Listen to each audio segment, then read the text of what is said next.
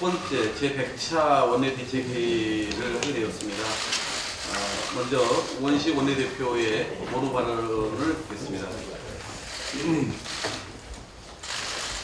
제1기 시작이 작년 5월 16일부터 해서 이제 한 달이 채 안 남는 마지막 국회를 하고 있습니다. 4월 국회가 정말 국민들의 인생을 살리는, 그리고 주어져 있는 우리 미래의 과제를 설계하는 개헌이 잘 추진되는 그런 유종의 미를 저도 거두고 싶은데 국회가 꽉 막혀 있어서 정말 아쉽습니다. 오늘 그런 마음을 담아서 뒤에 백드롭을 바꿨습니다. 청년 일자리, 지역 경제를 살리기 위한 추경, 그리고 개헌, 그리고 개헌을 위한 국민투표법, 이 3대 4월 국회의 과제를 이렇게 꽉 막혀 있는 국회를 바라보면서 더불어민주당은 우리 국민들이 정말 답답해합니다. 그래서 자유한국당에게 제발 일 좀 합시다 하는 마음을 담아서 백드롭을 만들었다라고 하는 말씀을 드리면서 말씀을 시작하겠습니다. 김기식 원장은 국회의원 시절 정치자금 집행과 해외 출장에 대한 선거관리위원회 위법 여부 판단 결과에 따라 사퇴서를 제출했고 청와대는 오전 중에 수리한다고 합니다. 김 전 원장의 사퇴로 비록 금융감독원장은 공석으로 남게 됐지만 반피아와 특정 인사의 독점, 재벌의 곡간처럼 활용되고 있는 현재 우리 금융의 현실을 타개해야 하는 과제는 여전히 유효합니다. 김 전 원장의 사퇴를 빌미로 금융개혁을 거부하려는 흐름이 있다면 단호히 대처하는, 김 전 원장 사퇴로 우리 국회에도 큰 숙제를 남겼습니다. 김 전 원장에 대한 문제 제기거리로 삼은 희감기관 비용의 해외 출장, 정치자금 지출 행위에 대해서 전수조사를 합시다. 이 전수조사를 통해서 이번 기회에 국회에 보다 엄격하고 새로운 기준을 세워야 할 시점입니다. 이미 김 원장과 유사한 사례가 여야를 막론하고 드러나고 있는 상황에서 이 문제를 덮어둔다면 국민들은 김 원장 낙마형으로 야당이 정략적으로 활용했다는 비난을 면할 수 없을 것입니다. 관련 제도 개선을 위한 논의에 야당도 적극 협조해야 할 것입니다. 더불어 김 원장을 빌미로 한 자유한국당의 불참 정치도 중단되어야 합니다.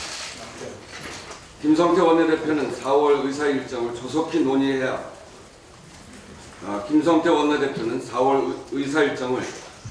논의해야 함에도 불구하고 어제 여야 원내대표 회동에도 불참했습니다. 심지어 국민적 아픔인 세월호 참사 4주기 추도식에도 불참하고 그 시간에 여당 공격을 위한 정쟁 의총을 열었다고 합니다. 자유한국당은 세월호 희생자의 명복을 빌고 유가족을 위로하는 것보다 지방선거용 건수 올리기가 더 중요하다고 판단한 것 같습니다. 직전에 대한민국을 책임졌던 여당이었다는 것조차 믿을 수가 없을 정도로 비상식적인 정당의 모습입니다. 이제 국회를 더 이상 중단시킬 이유도 사라졌습니다. 지방선거를 앞둔 자유한국당의 건수 올리기 정치로 개헌, 청년 일자리와 지역경제 살리기 추경, 민생 입법이 활짝 피어나지 못하고 고사되기 일보 직전입니다. 어제는 소상공인 생계형 적합업종 특별법, 중소기업 기술 보호 지원법, 소상공인 보호 및 지원법 등 소상공인과 중소기업을 위해 꼭 열려야 했던 산자위 법안 소리가 자유한국당과 그에 동조하는 바른미래당의 불참으로 무산되었습니다.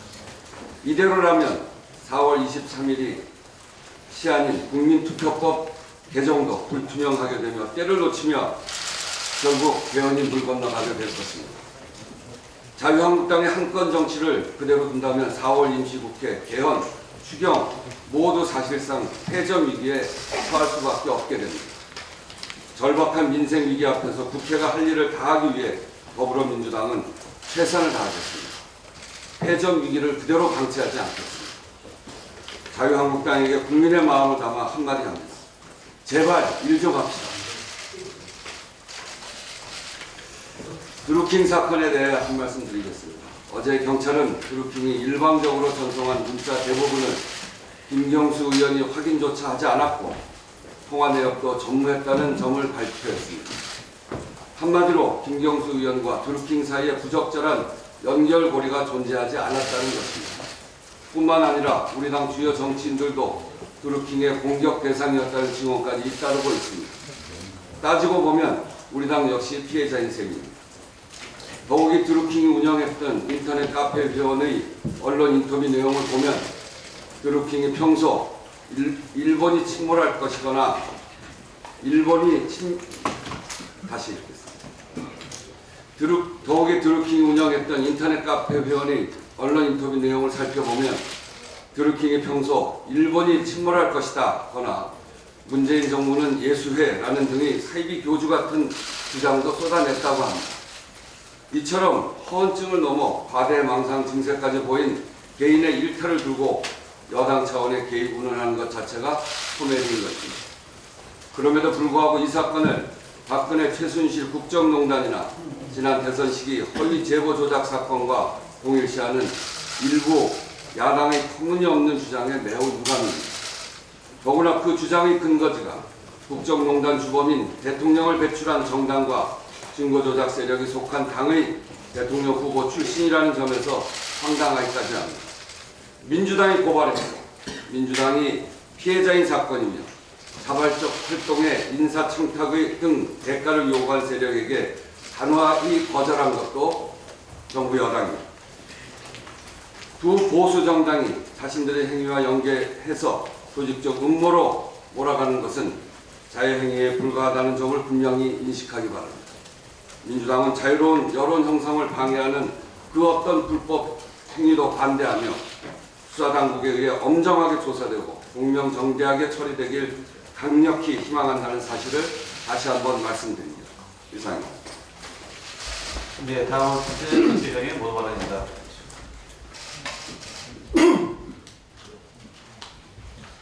국회를 보이콧하고 정치 공세에만 열올리는 자유한국당 때문에 청년들과 구조조정 지역 주민들의 마음이 타들어가고 있습니다. 자유한국당과 바른미래당이 연일 정쟁에만 매달리고 있어서 지난 6일 국회에 제출된 추경은 시정연설도 하지 못한 채 기약 없이 표류하고 있습니다. 그리고 야당들이 이번 추경을 두고 편성 요건에 부합하지 않는다는 비판을 하고 있는데요. 국회 기획재정위원회 전문위원은 추경안 검토 보고서를 통해 추경 편성이 타당하다는 검토 의견을 밝혔습니다. 이제 전문위원은 청년 실업의 심각성을 고려할 때 이번 추경은 편성 요건에 부합하고 향후 3, 4년간은 집중적인 재정 투입이 필요하다는 결론을 내렸습니다. 그리고 추경에서 단기 대책을 추진하는 것이 장기 대책을 배제하는 것은 아니라고 분석하며 장기 대책과 단기 대책은 양자 택일적 관계가 아니라고 강조했습니다. 지극히 당연한 분석입니다. 청년과 지역의 고용위기를 극복하기 위한 추경을 다른 정쟁거리들과 연계 시간을 낭비해서는 안 됩니다. 국회가 소모적인 정쟁을 벌이느라 추경을 제때 처리하지 못한다면 국민들이 국회를 어떻게 평가할지 야당은 심각하게 고민해 보시기 바랍니다. 아울러 야당의 국회 보이콧 때문에 수많은 민생 법안들과 함께 규제혁신 법안들도 방치되어 있습니다. 더불어민주당은 혁신성장과 과감한 규제혁신을 위해 규제 샌드박스 등의 내용을 담은 규제혁신 5법을 발의했습니다. 자유한국당과 바른미래당은 그동안 규제 프리존 도입 등 규제혁신을 계속 주장해왔으면서 정작 우리 당이 규제혁신 5법을 발의하니까 나몰라라 하며 방치하고 있습니다. 지난 정부의 규제 완화법보다 훨씬 더 강력한 규제혁신 관련한 법이 바로 이 5법입니다. 지금 규제혁신 5법은 해당 상임위에서 제대로 상정, 논의조차 진행되지 못하고 있습니다. 추경과 마찬가지로 규제혁신 5법 역시 때를 놓쳐서는 안 됩니다. 4차 산업혁명 시대에 대비하고 혁신성장을 추진하기 위해서는 지금이 바로 규제혁신의 골든타임입니다. 4월 국회는 국회법에 명시된 국회의 의무사항입니다. 여야 간에 논쟁을 하더라도 국회를 열고 그 안에서 해야 합니다. 추경과 규제혁신 5법 외에도 개헌, 국민투표법 등 여야가 머리를 맞대고 논의해야 될 사안들이 너무나 많습니다. 야당들도 이제 그만 국회 정상화에 협조해 주기를 바랍니다. 자유한국당과 야당의 소원대로 김기식 원장이 사퇴를 했으니 이제 그만 국회로 돌아오시기를 간곡히 요청합니다. 제발 일 좀 합시다. 올해 하반기부터 기초연금을 받는 어르신들은 한 달에 최대 11,000원의 통신비를 할인받게 됩니다. 지난 금요일 이동통신요금 감면 대상자를 어르신까지 확대하는 방안이 규제개혁위원회를 통과했고, 이에 따라 하반기부터 65세 이상 어르신 중 소득, 재산 하위 70%인 기초연금 수급자 약 170만 명이 총 1,900억 원의 혜택을 받게 될 예정입니다. 문재인 정부는 지난해부터 단말기 지원금 상한제 폐지, 요금 할인율 상향, 저소득층 요금 감면 등 통신비 경감을 위한 국정 과제들을 계획대로 추진해 왔습니다. 앞으로도 더불어민주당과 정부는 주거, 의료, 교육, 교통, 통신비 등 국민의 생활비 절감을 위한 국정 과제들을 차질 없이 이행하고 국민이 체감할 수 있는 삶의 질 개선을 위해 최선을 다하겠습니다. 의사협회가 27일로 예고했던 집단휴진을 유보하겠다는 입장을 밝혔습니다. 집단휴진과 같은 극단적 선택을 접고 정부와 대화를 하겠다고 입장을 바꾼 것은 당연한 결정이고 다행스러운 일입니다. 정부도 보다 적극적인 자세로 의료계와 대화에 나서줄 것을 당부드립니다. 이미 정부와 의료계가 상당 기간 논의를 진행해 왔던 만큼 추가 논의가 필요한 부분에 대해서도 협의가 잘 이루어질 것으로 기대를 합니다. 더불어민주당도 의료계의 입장과 요구사항을 경청하고 합리적인 해법을 찾는 노력을 하겠습니다. 우선 정부와 의료계의 충분한 대화와 협의가 선행되기를 기대합니다. 다만 건강보험 보장성 강화 정책은 정부와 의료계에 국한된 것이 아니라 수많은 이해관계 집단과 국민 전체의 권익에 직접적인 영향을 미치는 중대한 문제입니다. 따라서 필요하다면 의사협회뿐만 아니라 병원협회, 치과의사협회, 한의사협회, 간호협회, 약사회 등 범의료계 단체들은 물론 환자단체, 시민단체, 보건의료노조 등 필요한 모든 단체와 함께 논의할 수 있는 자리를 만들고 의견을 청취하겠습니다. 이상입니다. 네, 다음은 희망 발언입니다. 홍익표 정책수석부장의 발언입니다.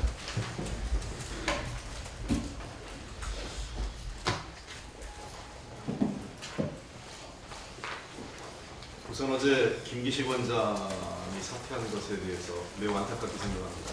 특히 선관위 결정에 대해서 매우 유감스럽게 생각합니다. 사적으로 취득한 것도 아니고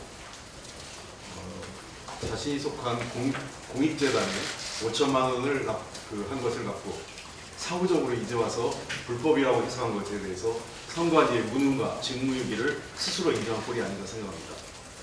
통상의 범위를 벗어나는 것에 대해서 문제를 삼는다면 국회의원들 임기 만료 직전에 정당에 납부하는 당비는 어떻게 해석할 것입니까? 기존의 관행들을 다 어떻게 할 것인지 다시 한번 묻고 싶습니다. 물론 선관위 해석과 별도로 검찰에서 그다음에 재판 과정 혹시 법적으로 봤을 때 법원에서 이 논쟁에 대해서는 법리적 논쟁이 불가피하다고 생각되지만 기존의 특별당비 형식으로 내는 당비, 그 정치자금에서 나오는 특별당비는 어떻게 해석할 겁니까? 저는 선관위의 이러한 해석이 정치권의 눈치, 국민 여론의 눈치를 본 매우 무책임한 해석이라고 저는 생각합니다. 차제 선거법 전체를 좀 손봐야 될 것이 아닌가 생각됩니다. 많은 규정이 선관위에 대한 자의적 해석에 따라 사후적이기 때문에 소위 선거법 전체를 네거티브 규정으로 바뀌어서 할 수 없는 것을 분명히 해서 정치활동에 있어서의 할 수 있는 행위와 할 수 없는 행위를 명확히 할 수 있도록 선거법 개정이 전면적 개정이 필요하다고 생각합니다. 두 번째 말씀드리겠습니다. 어제 자유한국당 산업통상자원위원회, 산업자원통상자원 벤처 중소기업위원회 그 법안 소위가 있었습니다. 자유한국당과 바른미래당 의원들이 불참으로써 법안을 논의도 못하고 회의를 종료할 수밖에 없었습니다. 어제 법안들이 매우 중요한 법안이 많았습니다. 특히 중소자영업자와 중소기업들의 생존과 관련된 중요한 법들이 상당히 많았습니다. 특히 오는 6월 지정 만료를 앞두고 47개 생계형 적합업종이 지정 해제 수준을 밟을 예정입니다. 만약 이번에 법안이 충분히 다루지 못한다면 현실적으로 지방선거를 앞두고 5월 달에 국회가 열릴 가능성이 쉽지 않고 6월 지방선거 감안한다면 자칫 이 생계형 적합적으로 묵혀있던 업종들이 다 해제될 가능성도 있습니다. 이 경우 6월 말로 해제 예정된 품목을 보면 어묵, 두부, 원두커피, 김치, 장류, 유리, 송배전, 변압기, 재생타이어, 플라스틱병, 도시락, 면류 등 무려 47개 업종에 대기업의 진출이 허용될 수 있습니다. 6월 말 이후에. 도대체 이후의 사태를 어떻게 할 것입니까? 누구에겐 정쟁, 또 어떤 사람에겐 논쟁의 대상이 될 수 있지만 어떤 분들에겐 삶과 죽음의 영역을 다툴 수 있는 영역이 될 수 있습니다. 자유한국당이 이렇게 일을 안 하고 정쟁에만 매몰돼 있으면 국회 공전시키고 도대체 그들이 얻고자 하는 건 뭡니까? 중소자영업자 다 죽고 중소기업 쓰러져가고 난 이후에 그들이 정치적으로 승리해서 얻을 게 뭡니까? 다시 한번 말씀드리고 싶습니다. 어제 백드롭 자유한국당이 바꿨더라고요. 우리도 그래서 망했다. 제가 더 충고해드리겠습니다. 당신들이 행한 행동을 보면, 당신들이 저지른 과거를 보면 아직도 망할 게 많답니다. 그리고 한 번 더 말씀드리면 이렇게 계속하면 더 망할 거다. 좀 정신 차리고 일 좀 합시다. 홍준표 대표, 김성태 대표 일 좀 하십시오. 외유성 출찬보다 더 나쁜 게 내유성 의정할 겁니다. 이상입니다. 네, 제가 마무리하겠습니다. 자유한국당의 일방적 국회 불참과 보이콧으로 촉발된 4월 국회 파행 사태가 진전 없이 빈손 국회로 끝날 거라는 국민적 우려가 높습니다. 하루빨리 정상화해서 빈손 국회가 아니라 양손 가득 민생 추경과 개헌 합의를 국민께 선물 드리자는 호소를 자유한국당과 야당에 거듭 드립니다.